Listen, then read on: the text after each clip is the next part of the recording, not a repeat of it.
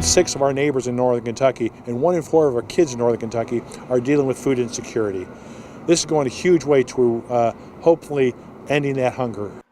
A new Kentucky law makes it easier to donate food to the hungry. Good evening, everyone. I'm Brad Johansson. And I'm Paula Toti. Tons of good food is just thrown away every day by local stores and restaurants. And a new Kentucky law that takes effect in July, designed to cut down on that. Local 12's Joe Webb joins us now live from Covington with more on the change. Joe?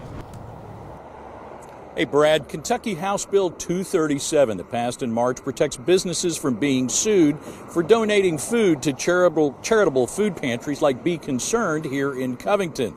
Some potential donors have been hesitant to donate good food that they can't sell because it's past its expiration date, but it's still fit to eat.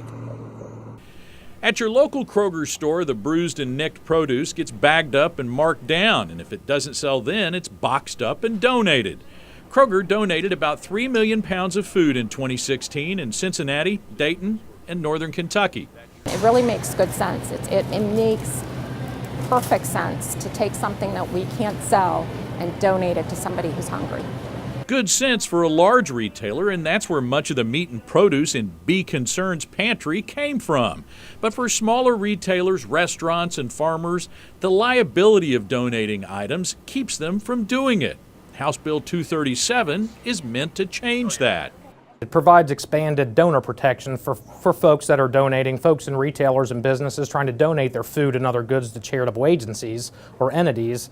It provides better protection for them in case anything ever is, wrong with food or anything like that. It provides a greater level of protection for the donor.